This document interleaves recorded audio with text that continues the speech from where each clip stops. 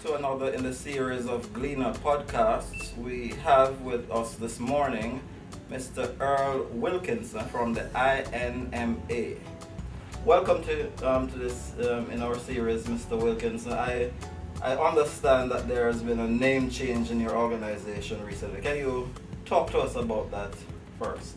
Well, it's only 5 letters, but apparently it's 5 very important letters. We've changed our name from the International Newspaper Marketing Association to the International News Media Marketing Association. And our board, which is comprised of newspaper executives from around the world, really began this conversation about a year ago. And what they said was, as we were setting our path forward worldwide, one of the things they were tripping up on was the fact that they aren't at newspapers anymore. They're at news media companies, and a newspaper is simply one of the products that they produce. It was an interesting conversation, to say the least. But what I would say, does this mean that the future of newspapers are in danger, and the future is in danger? I don't think that it's in danger. I think that the perspective is changing. Technology and abundance are transforming the consumer landscape.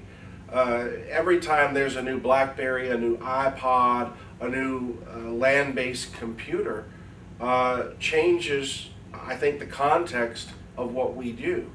And Arthur Sulzberger Jr. of the New York Times a few years ago said, how critically important it is that we're in the news business before we're in the paper business.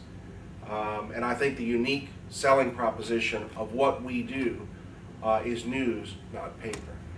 Yesterday, you were one of the main presenters at the seminar, Ads That Fly Off the Page. And given all that is happening in the media industry today, the growth of the internet, and is there a future for newspaper advertising? Yeah, absolutely. And in fact, what's exciting to me is as newspaper companies or news media companies start to break down the unique value propositions of print and mobile and online and TV and radio, what we find in all of that is that advertising in print is central to multimedia marketing campaigns.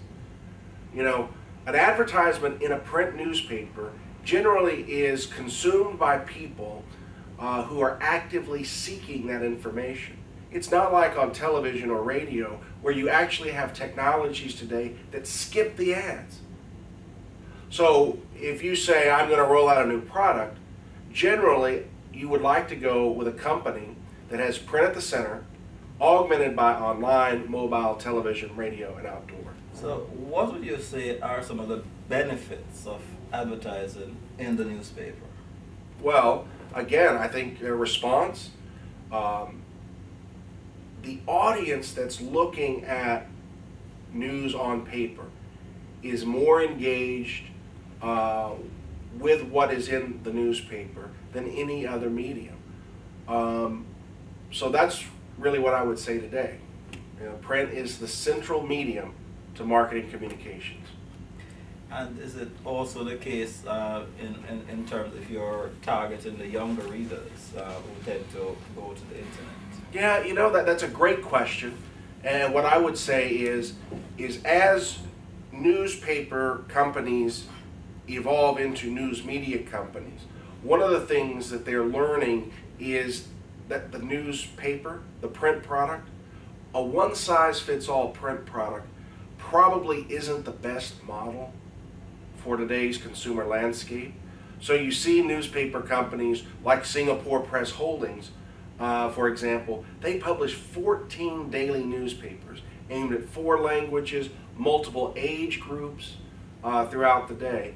I know that's a roundabout way of answering your question, but I think what we're seeing is we're moving from a mass market to a series of niche markets.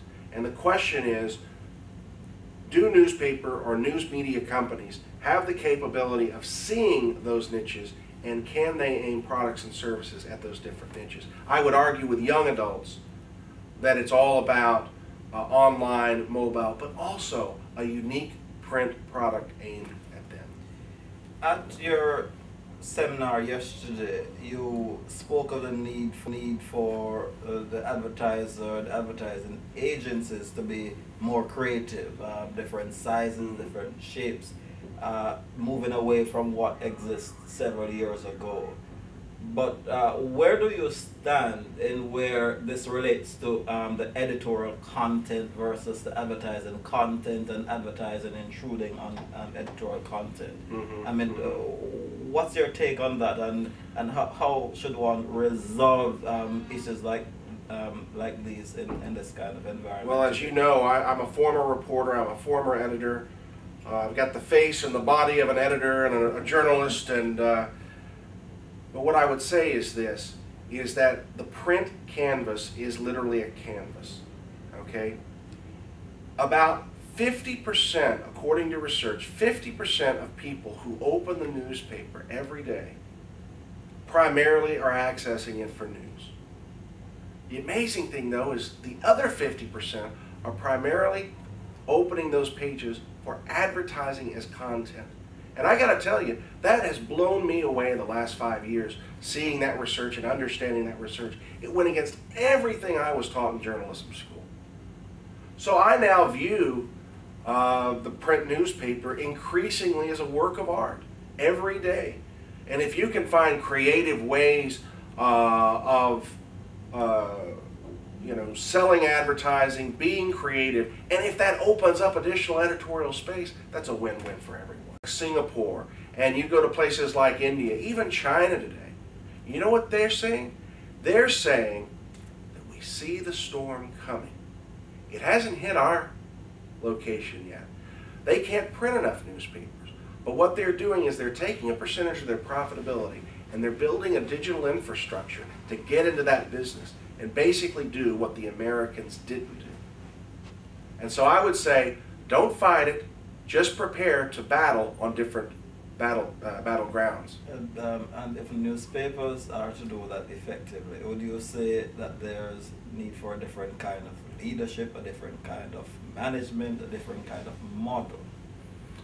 Well, business models are a major issue facing our industry right now.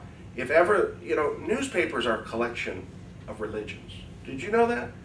We're a collection of editorial religion, advertising sales religions, production religions. And I would suggest those are all leaps of faith, and they've paid off. I would suggest that the next leap of faith, the next religion has to be that the digital business models are going to work themselves out in the next 2, 3, 4 years. But you better get into that space right now and trust that the model is going to catch up with your leap of faith. And I think that's what publishers are doing more and more. I think that publishers that are defending a medium versus defending their true unique value proposition, which is news and advertising and relevancy to an audience, I think those leaders are slowly going away. Okay, Mr. Wilkinson, this has been an exciting and interesting discussion. I want to thank you very much for your time, and based on our discussion, I'll say the future is bright for the newspaper industry if we're prepared to change, if we're prepared to be creative. Prepare yourself. The storm is coming. Thank you very much. All right, thank you. This has been another in the series of Gleaner podcasts. Thank you for joining us.